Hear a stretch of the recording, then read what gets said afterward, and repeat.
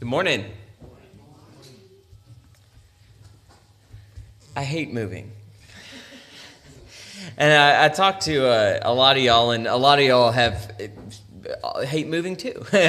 Moving is never a fun thing, right? To get all your belongings into a box, then move that box to another place, to move all those things out of that box and find a new place for them. And then you got that, then you have to call, the electric company, the gas company, the internet company. You got to get that, when's coming who, which deposit to pay. Then you got to figure out how long you need the U-Haul. Then you got to do all that stuff. And this is actually not a real photo, but it's close to what's been going on in Hannah and I's life this past week.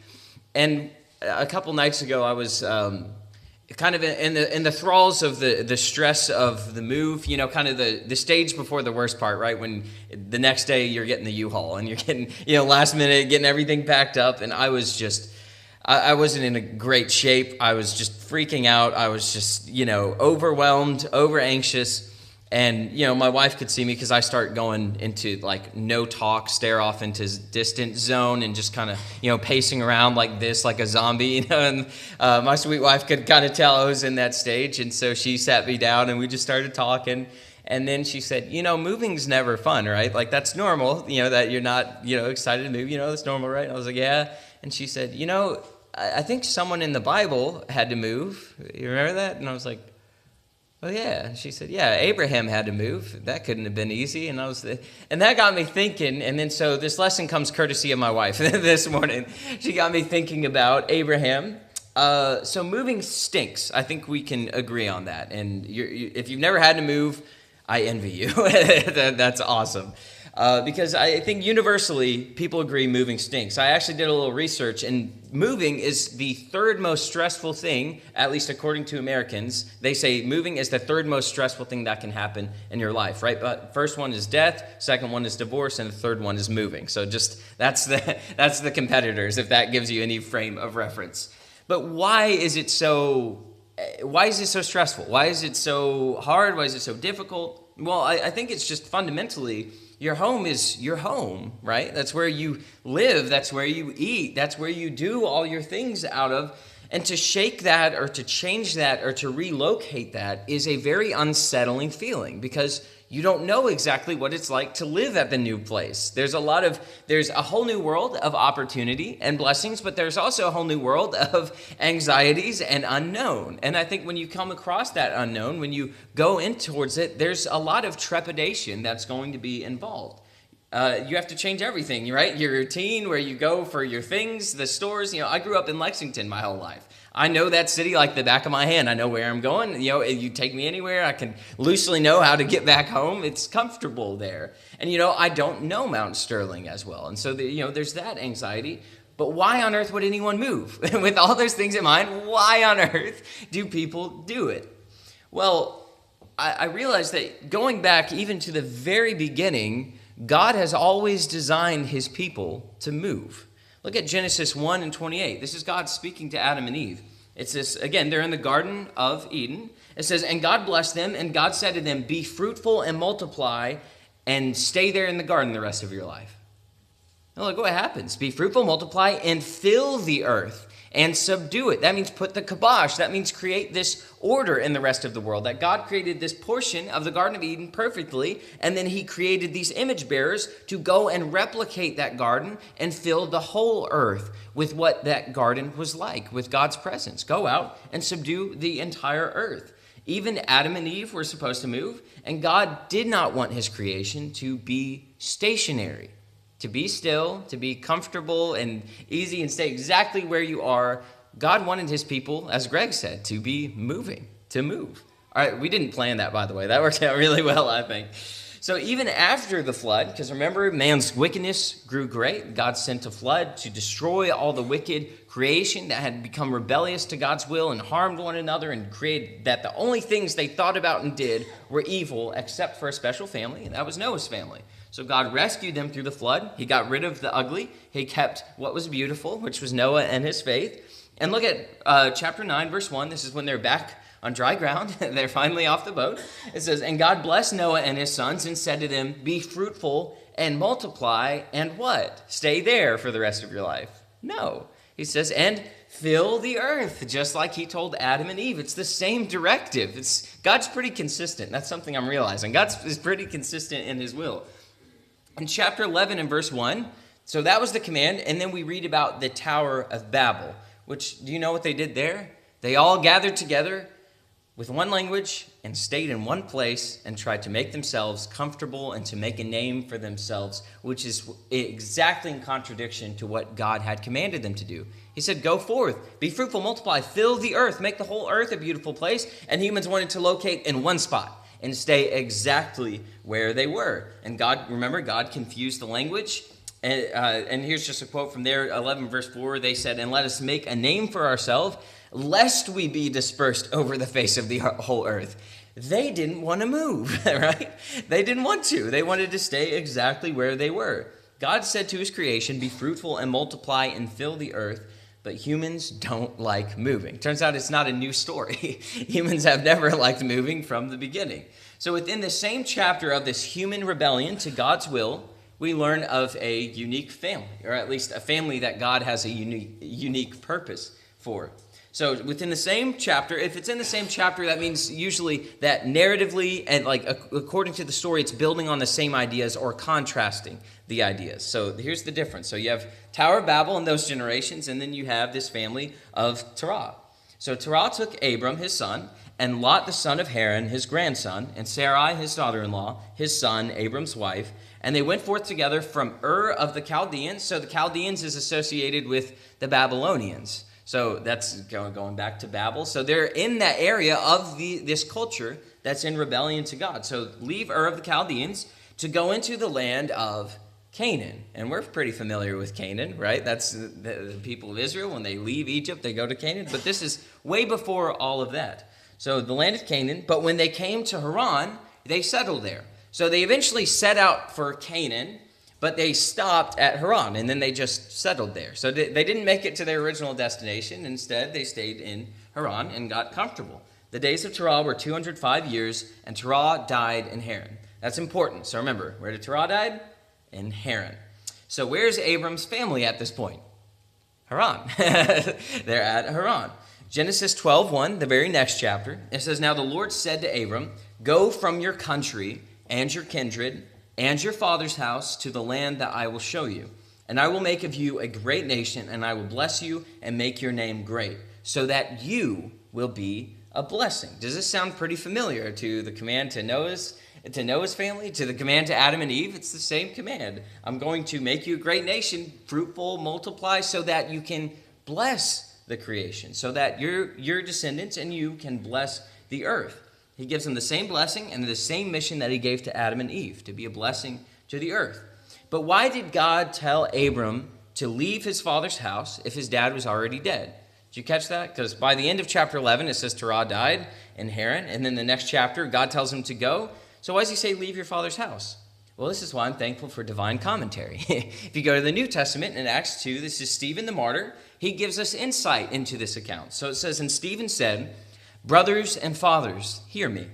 The God of glory appeared to our father Abraham when he was in Mesopotamia, not Haran, where his father died. When he was in Mesopotamia, before he lived in Haran. So that's an insight right there. God gave Abraham the directive to leave his father's house while his father was still alive. You see that? And said to him, go out from your land and from your kindred and go into the land that I will show you. So chapter 12, that account at the beginning actually happened before his father died. God gave this command to Abram while his father was still alive to go to the land of Canaan. God told Abram to leave his father's house and go to Canaan. But instead, what we can gather that from chapter 11 and 12 there is Abram takes his whole family. Which God said, leave your father's house. He takes his whole family. He starts to leave for Canaan, but stops at Haran and stays there until his father died. And look at the language that Stephen uses in Acts 7:3. It says, and said to him, go out from your land and from your kindred and go into the land that I will show you. Then he went out from the land of the Chaldeans and lived in Haran. And after his father died, God removed him from there into this land in which you are now living. So there's the language of God removing Abraham. That's a little bit more forceful that, hey, I told you to do this. You didn't really do it. I'm going to remove you from that land and send you to where I'm trying to send you. But why?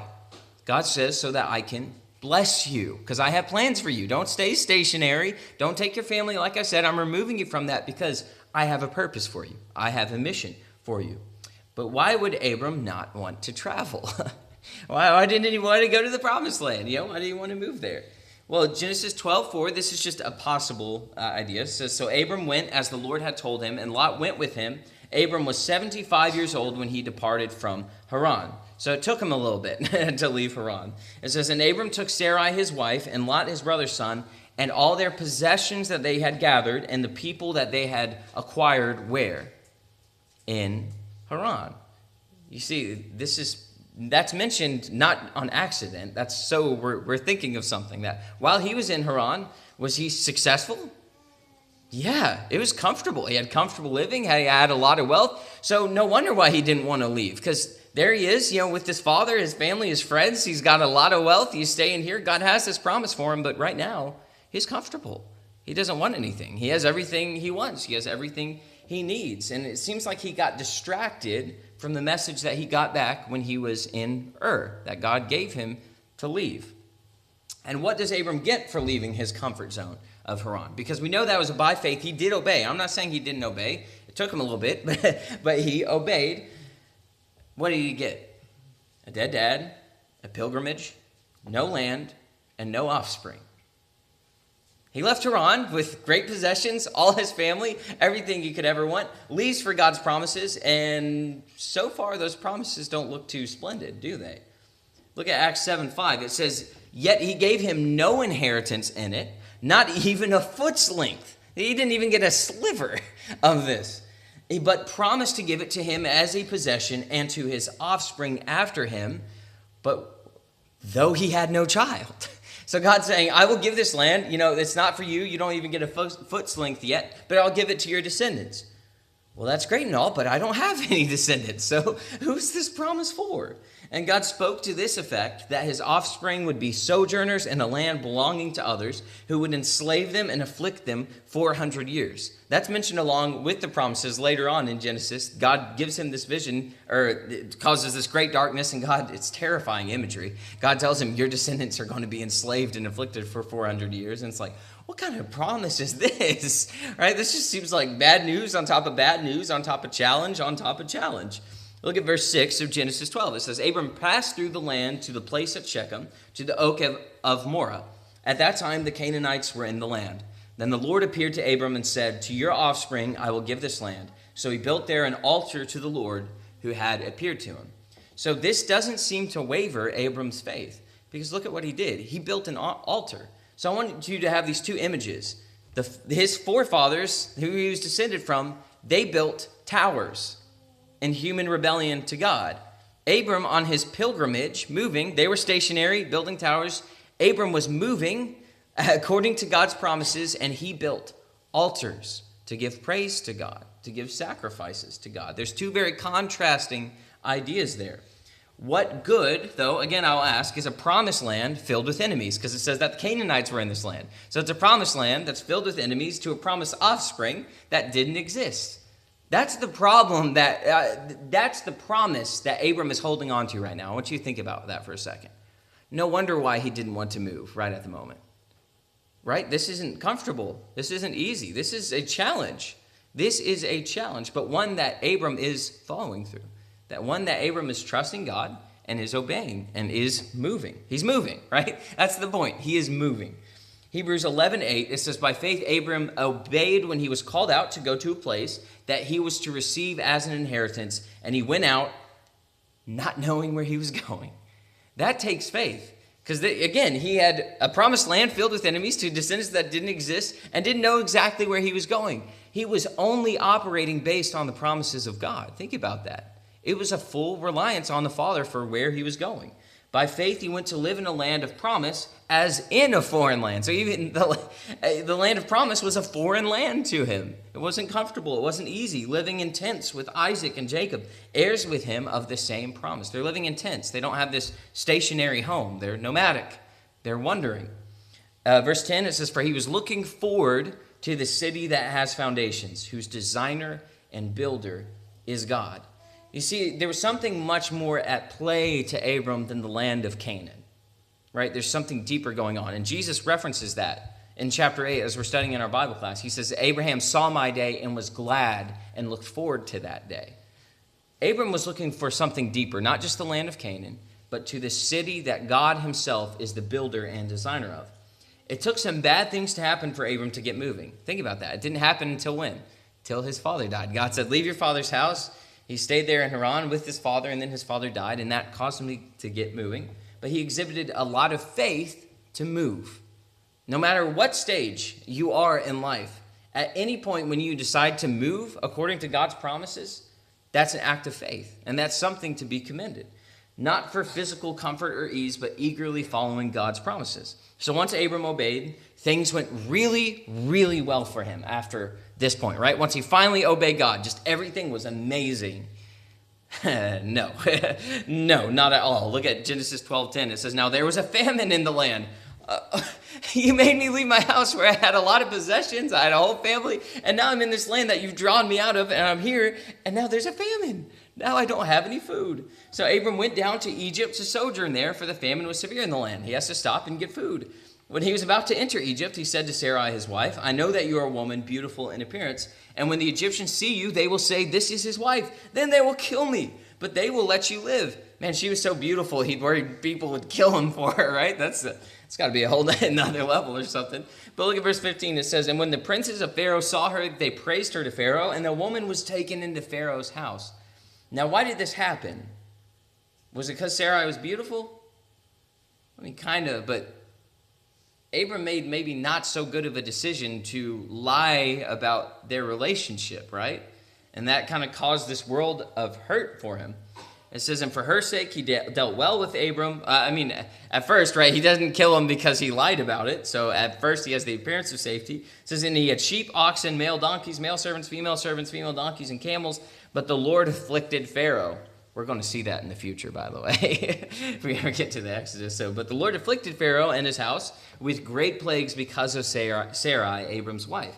So Pharaoh called Abram and said, 'What is this that you have done to me? Why did you do this to me? Why did you not tell me that she was your wife?'" And so, did Abram do the right thing there by lying about his relationship with his wife? Probably not. I'm going to make an educated guess and say probably not. But why did he do it? What motivated his lie? Fear. He says, "They're going to kill me." So even though he was following God's promises and, then he's trying to take care of things, he's worried about his safety, there's still this nagging fear as he's following the promises of God that made him make a mistake by giving into that fear. So if you follow along in the storyline, Abram's nephew is taken captive next, and Abram has to rescue him. So he has to go to war to rescue his nephew. So that's wonderful. Who doesn't love going to war to rescue your nephew? Of course, everyone loves that. That was Israel's favorite pastime. Of course not. This is another challenge. Genesis 15:1, it says, "After these things, the word of the Lord came to Abram." So thinking about that. He had that Egypt episode where that all kind of went south, but God took care of him. Then you have this where he's trying to struggle to keep his nephew safe and having to go to war for him. And then God appears to him in Genesis 15:1. It says, "After these things, the word of the Lord," after these things. That means after this block of events, right? After this trial after trial, the word of the Lord came to Abram in a vision. "Fear not, Abram." Why do you think he said fear not? He was susceptible to fear. His fear had made him make mistakes. And so God is telling him, "Don't be afraid, Abram. I am your shield." Not your lies, not how much you can provide for yourself or protect yourself. I, Yahweh, am your shield. Your reward shall be very great. So over all the fear and everything going on, God tells him, "I am your shield." But didn't God already say as much to Abram before with "I will bless those who bless you and curse those who curse you"? Isn't that kind of another way of saying I'm your shield? That I'm going to take care of you no matter what. If people treat you well, I will bless them. If people harm you, I'm going to harm them even harder, and I'm going to protect you. This isn't new information, but it's something that God is reaffirming to Abram because he still has that nagging fear in his head. So what happened? Again, fear and stressful situations can sometimes drown out the echoes of promise. I think that happens a lot sometimes, that we have God's promises, we're following them, but this fear, anxiety, it comes up, and that becomes the voice we hear instead of the voice of God's promise and his word.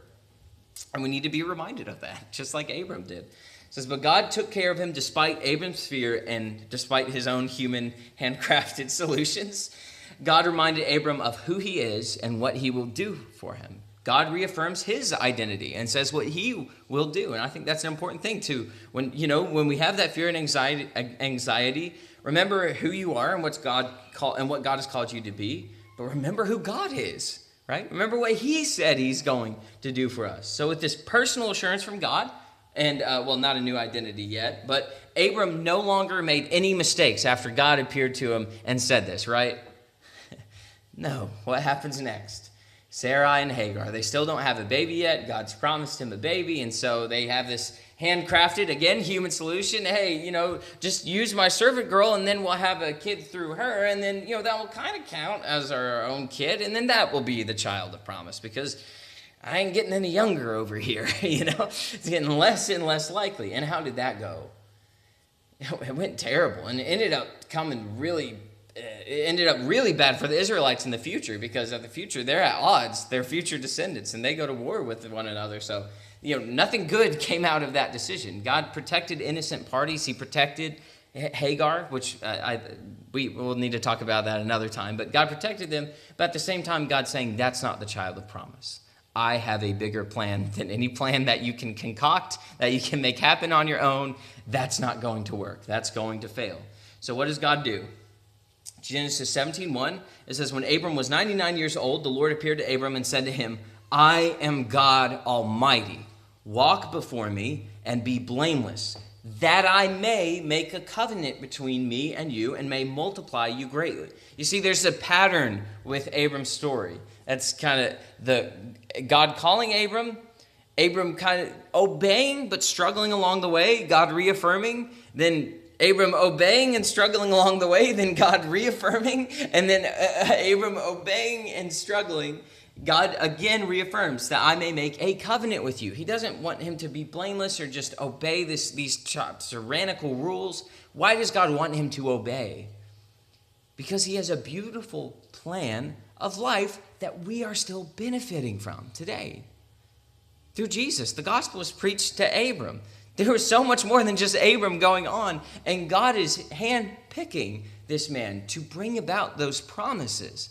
So Abram has, I think he has a sense of where this is going, but he doesn't have all the access to the immediate reality. He doesn't have all the marshmallows, so to speak, right? He's just got a little sliver of it, and that's the sliver that God keeps giving to him over and over again. So God reminds Abram to be obedient, right? Be blameless. Obey me, Abram.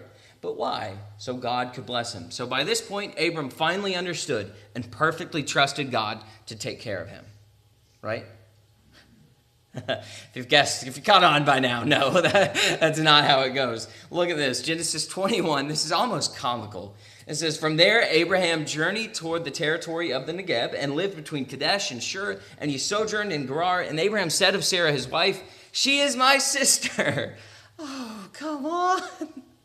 Come on. And Abimelech, king of Gerar, sent and took Sarah. But God came to Abimelech in a dream by night and said to him, behold, you are a dead man because of the woman whom you have taken, for she is a man's wife. And Abimelech says, God, you know my heart. You know I didn't know this. Would you kill me? I'm innocent. I didn't know. And look at what God says in verse 6.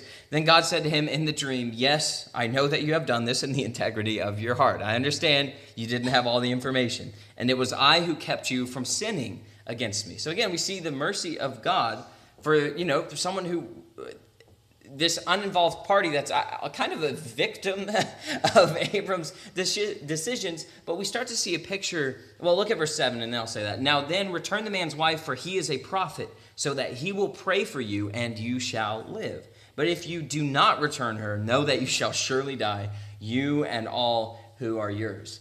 So this just reminds me that God chose Abram not only to bless him, right? Going back to the command for Noah's descendants, Adam and Eve, going back to Abram's original call, God blesses him so that he can bless others. so that he can bless creation. Here we see that with Abimelech. We see a covenant of peace that actually goes into the promised land with his future descendants. God blessed this foreign nation by Abram. He used Abram as an agent to bless other nations. So we see that taking place in real life. But we also see old habits die hard. Abram's thing was just saying, she's my sister, because he was scared. He was so scared that he was going to be killed because of her. And he makes the same mistake again. Yet God, and here's the important part, God still took care of him. God still provided for him. God still protected him. Why? Because Abram's so perfect? It's because God's covenant is perfect. Because God's promises are perfect. God says, I am your shield, and that wasn't a conditional. He's saying, I am your shield. Therefore, obey me. Therefore, do these things, because you're only hindering yourself from being blessed by following your own path. So, do you know what this journey, this call, this struggle, the call, the struggle, the call, the struggle, do you know what it culminated with in the Abraham narrative? Abraham and Isaac. That in his old age, he finally has a child. After all these years, after all these wanderings, after all these trials, he finally has a child. And what does God say to do to him? Take your son and kill him. No matter how many times I read that never gets lost on me. That's like a crazy statement, right? Imagine if God appeared. What would you do? God appears before you and says, hey, kill your kid.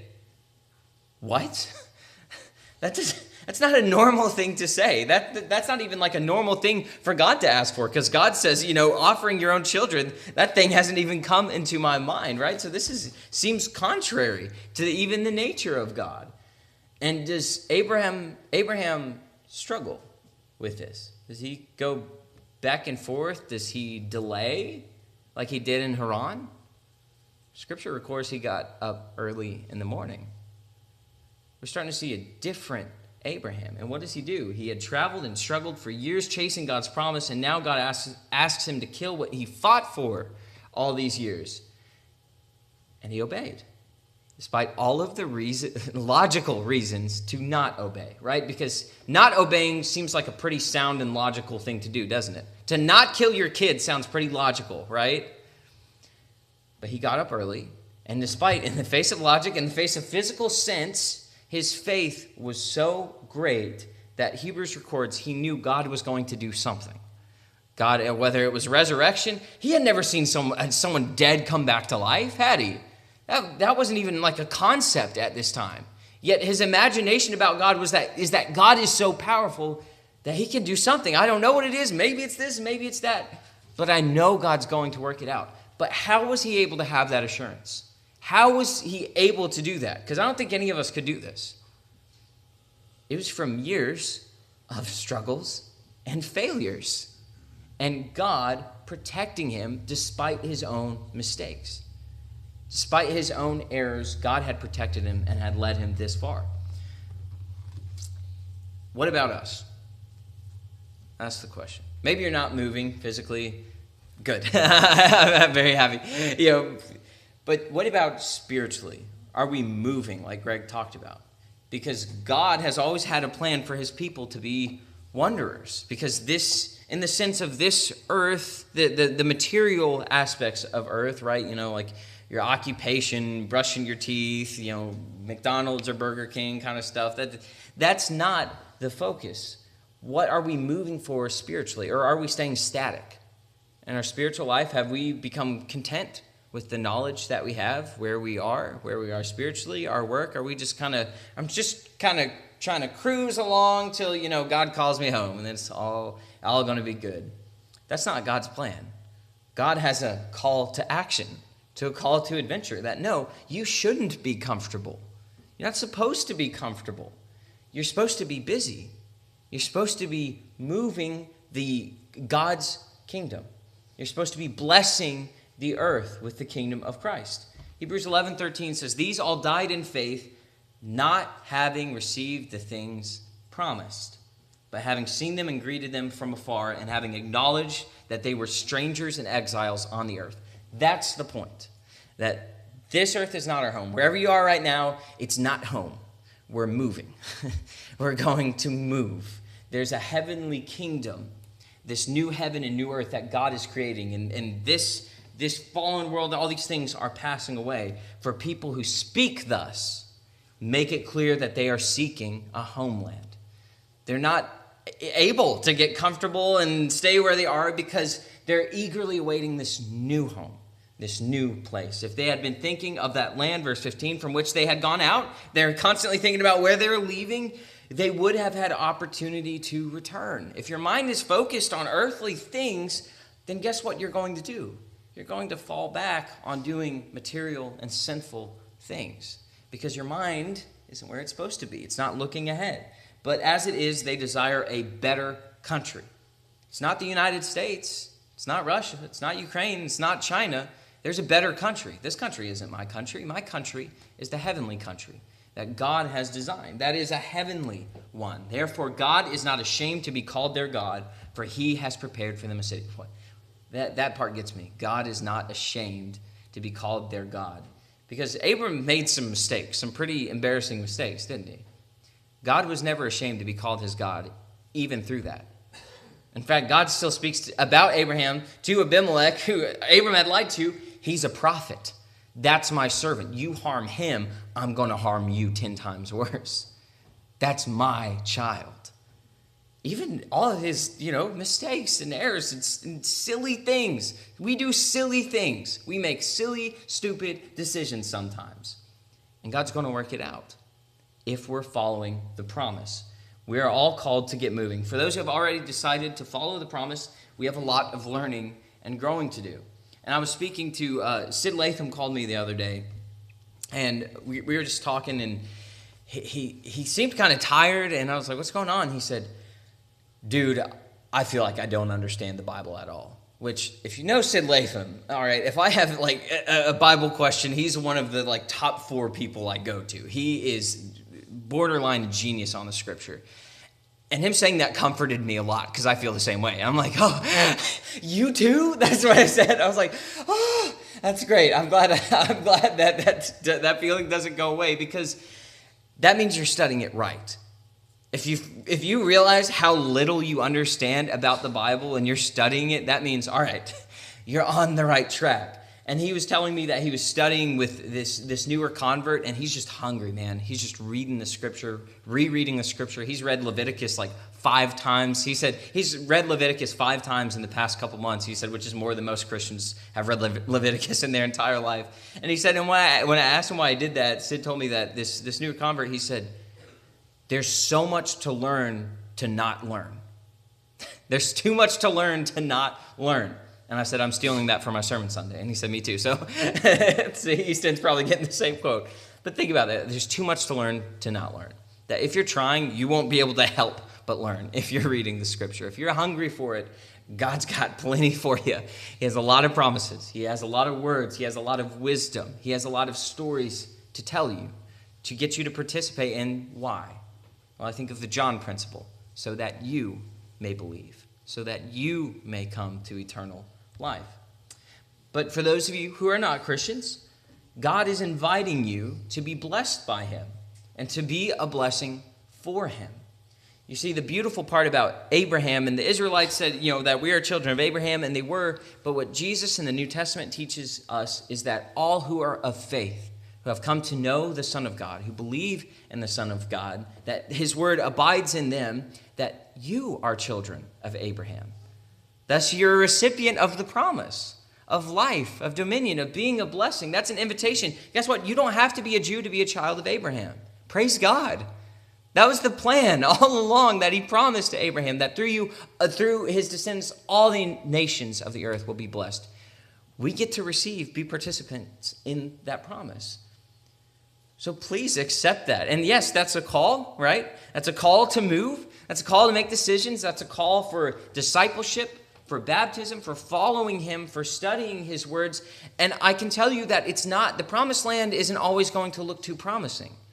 In fact, sometimes because you decided to follow God, you're going to face a lot more challenges than you did before, because Abram was comfortable in Haran, right? He was comfortable there. It was easy there.